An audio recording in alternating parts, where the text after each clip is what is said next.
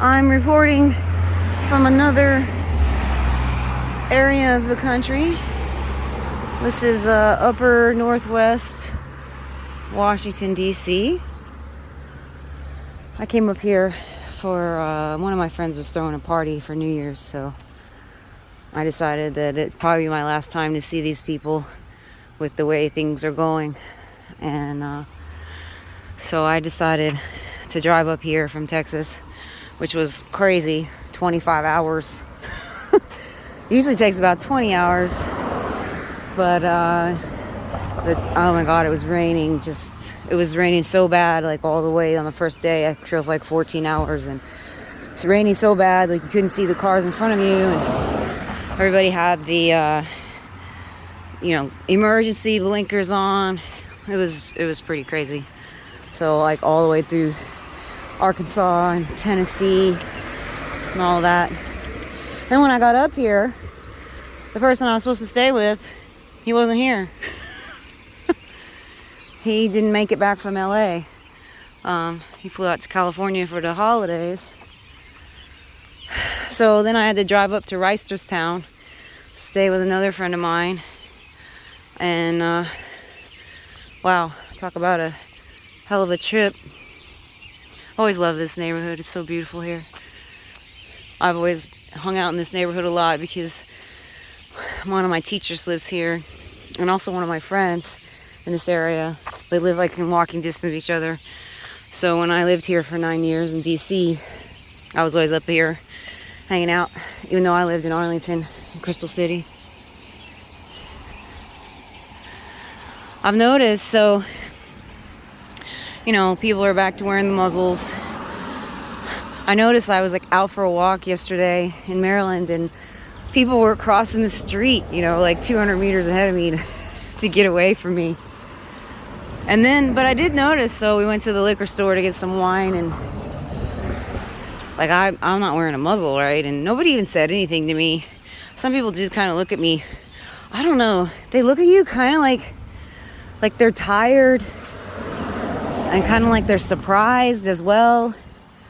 I don't know.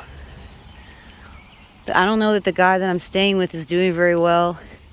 This is kind of a funny story, but I went outside this morning. I had some wine in the car because he forgot his wine that he left at the party. So I was just going to give him the wine that I bought, for letting me stay here.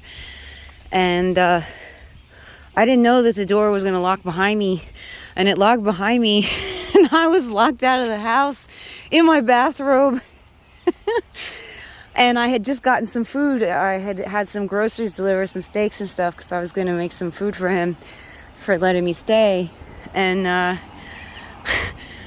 I couldn't get him to answer the door. So I'm sitting outside, like banging on the door, doing the doorbell, looking crazy. I mean, thank God I was wearing like a long bathrobe, and it's one of my nicer ones, so I didn't look like too much of a scrub.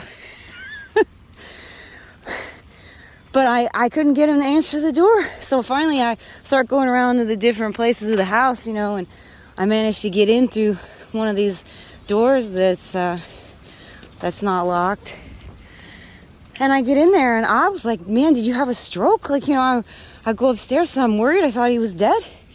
And, because who doesn't answer the door, like, when you're ringing it, like, 50 times? And I was sitting out there for at least 30 minutes before I started thinking, well, geez, do I need to go to the neighbors and ask them to call the police or something? Because I didn't have my phone, because I just ran outside real quick.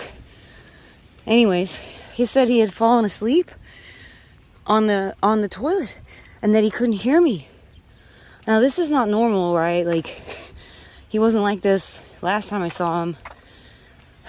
And so I was told that, like, one of the pianists that I know, that used to be one of my accompanists in New York City, he died. He got out of the hospital and just dropped dead of a heart attack right after he got out of the hospital. And then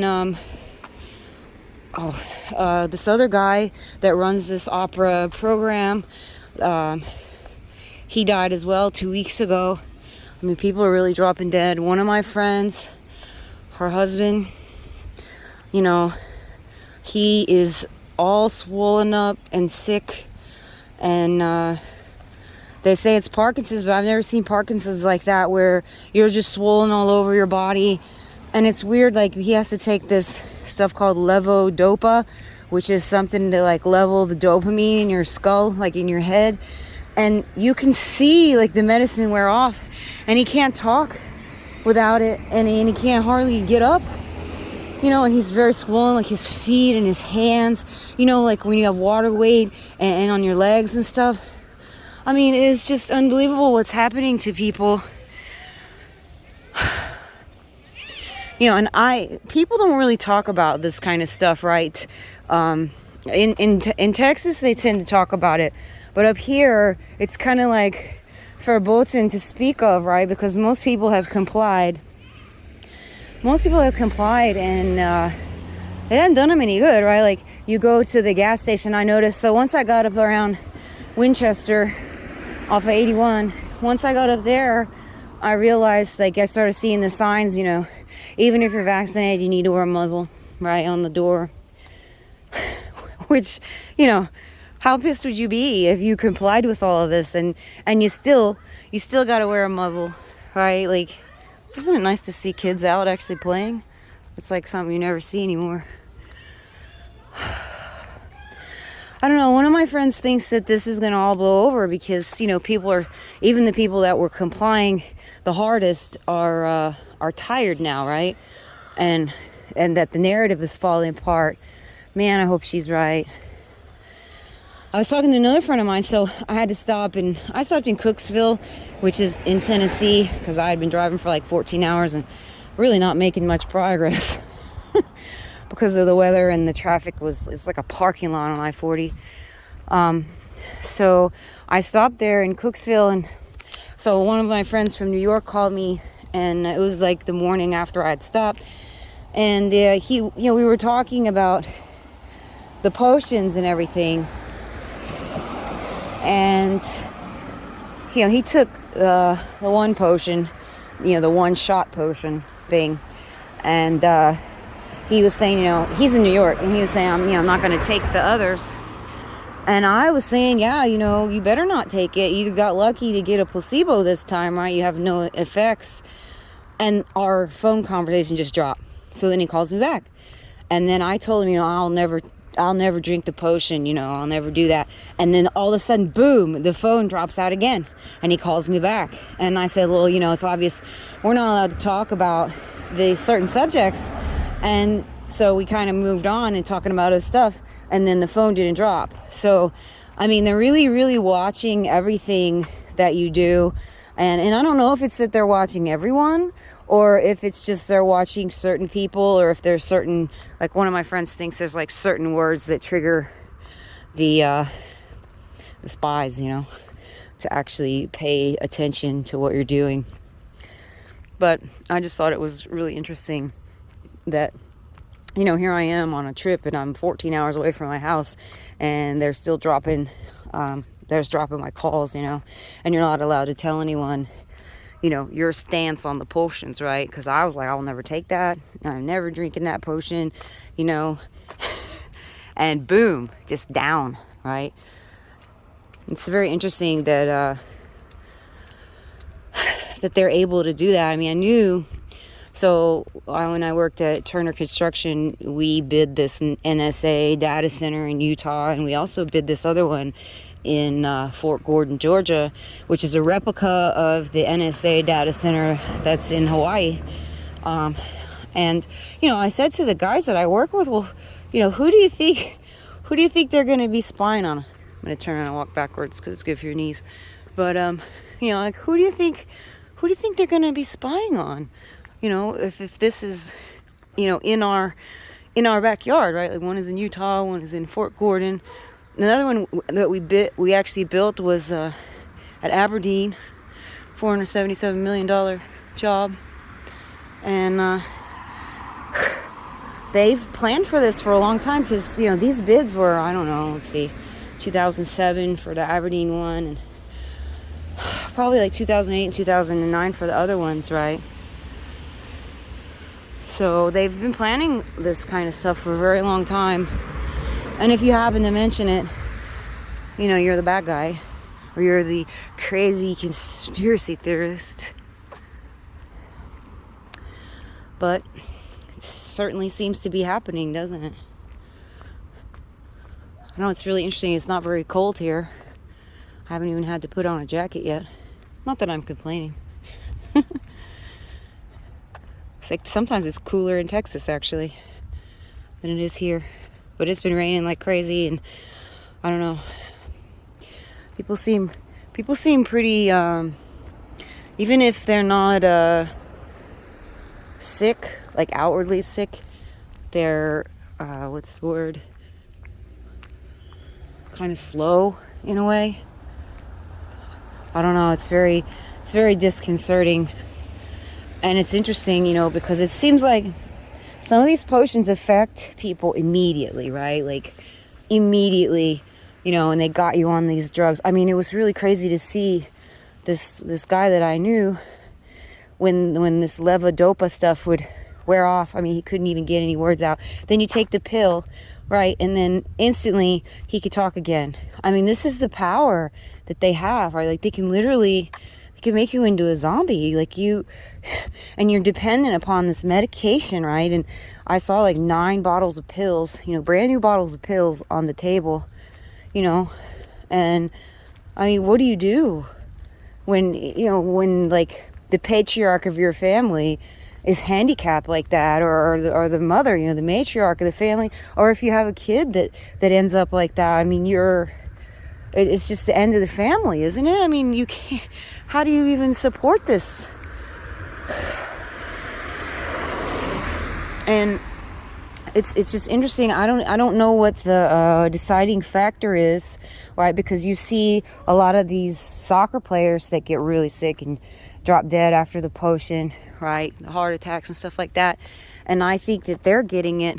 I think it's happening to them based upon the fact that it's like an average of 6 miles per game that the soccer player runs. So the razor blades that are circulating in the system are cutting up the heart pretty bad, right? Because there's just so much blood volume going through the body. But then there's other people that they get affected in a different way, right? They have a stroke. Like my 4th grade teacher, we're still friends, and her aunt had a stroke on Christmas Eve. Not a stroke, I'm sorry, a brain hemorrhage on Christmas Eve. And like my teacher's in her 70s, so her aunt is probably a little bit older than her, right? But people just say, oh, it's just age, right? Like they literally say to you, oh, I'm just getting old, I'm forgetting things, I can't hear anymore. I mean, it's like the perfect cover, isn't it? Because how do you prove either way, right? The only time that they can really say anything is when it's a young person, but then they just call it another disease, right? They just say, oh, it's Parkinson's. When, I've been around a lot of people who have Parkinson's disease, and they shake uncontrollably, and they can't pick up things. And it didn't look like... In fact, everybody that I know that has Parkinson's is very thin, right? Like, they're the people who are... I mean, it's obvious you don't have enough cholesterol in your life, right? You don't have enough animal fat to build the nerves and the brain. That's why, with the guy I was staying with, I bought these big fatty steaks, and I made, scrambled eggs with cheese, to try to get him some cholesterol. And I bought some Italian sausages for dinner. I'm trying to at least give him some fat and cholesterol while I'm here. And it was weird because I was at this party last night, and there's a guy that's there, Russian speaker, who is from one of the stands, and he comes into the party, and I was a good girl and actually kept my mouth shut. My mom always calls me Lubda, which in Slovak means big mouth. But I was quiet. But he just went off on this rant about, the unpotionated people and how they were so irresponsible and how he's scared of the virus and all of this. And I can't imagine how you can come from one of the communist stand countries and this guy's a lawyer, right? You can't read the Constitution. I mean, this is, and a lawyer from a very prestigious university. How can you be a lawyer and you don't see that this is unlawful, right? Like, you're not alarmed at all that we gave the government this kind of power over us? You're not alarmed? You're not scared? I mean, why? I mean, how can someone be a lawyer and be for this? Like, aren't you supposed to be about the law? I mean, innocent until proven guilty, Fourth Amendment, no search and seizure without probable cause. I mean, how did we get here? I mean, we got here with, people they just wanted this. And of course I kept my mouth shut, and then, he went over to the table and he's talking about how he doesn't eat any beef. And we were actually having beef stew that night. Oh, I don't eat any beef. I mostly eat vegetables.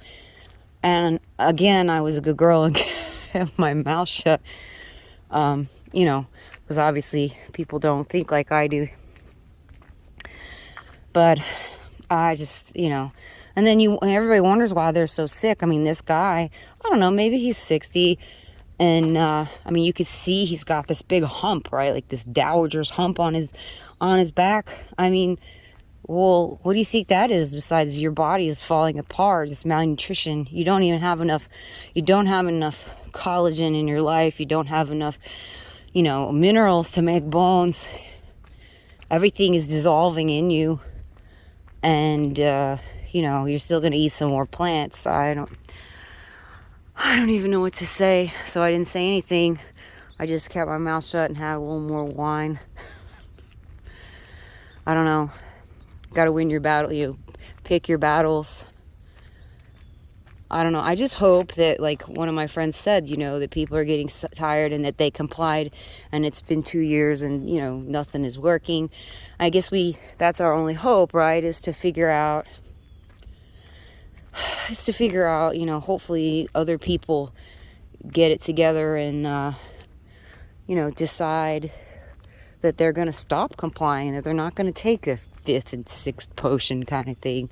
I mean, how many times does Sleeping Beauty have to eat the same poisoned apple before she gets a fucking clue, right? I don't know. And I'm probably going to leave here. I don't know. I want to say probably Monday. I'm probably going to roll out Monday. Get back to where things are more free. One of my friends, she lives in this neighborhood. She and her son and her husband, they were trying to go to Dominica on the 26th, and their exams didn't get back in time, so they weren't allowed to get on the plane. And then they finally got their exams back, and they have to pay an expedited fee of like $250 on top of whatever they're paying, like $400 for these exams, right? To prove that you don't have the virus. And they've already taken the potion. I mean, the kid has, and they have a 2-year-old son.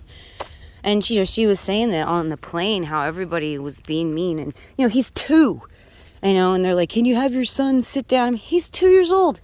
He needs to, So she's like having to, they're like, can't you just give him some Benadryl? I mean, is this where we are, like doping our children so that they will act like robots when we need them to act like robots? And you're worried that the fucking FBI is going to be called because your 2-year-old doesn't want to wear a muzzle kind of thing. I mean, is this what we're signing up for? Obviously, this is what everybody has signed up for. Not everybody, obviously. You guys that listen to me have a brain. But you just can't give in to this. You can't give in. I mean, at my job the other day, they said, you have to provide proof that you drank the potion by the 27th. And I mean, I'm never going to do that. And I actually quit because I'm sick of these people. They don't treat me right.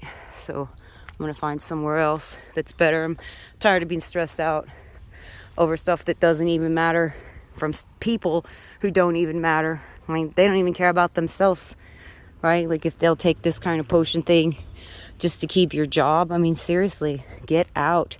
If you're still in one of these cities, Like this one, no matter how much I really like this area, and I wish I had an extra $1 million so I could have a house here.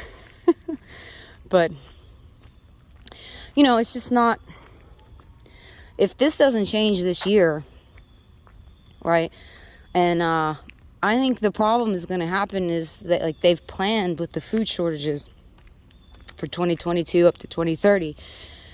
And I think that's how, even if their narrative falls apart, if they have the food shortages, it doesn't matter, right? Because they're still gonna own you if they have the food supply and they can decide if you eat or not.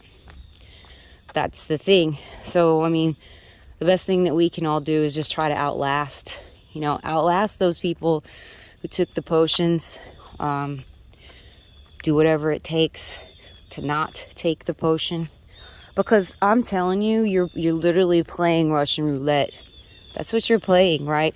Are you going to get the placebo? I hope so, right? But what are the chances if you comply this time that you're going to get a placebo next time? There's not, let's just say 5% of these are like the real deal Holyfield potion, right? Like the death, right?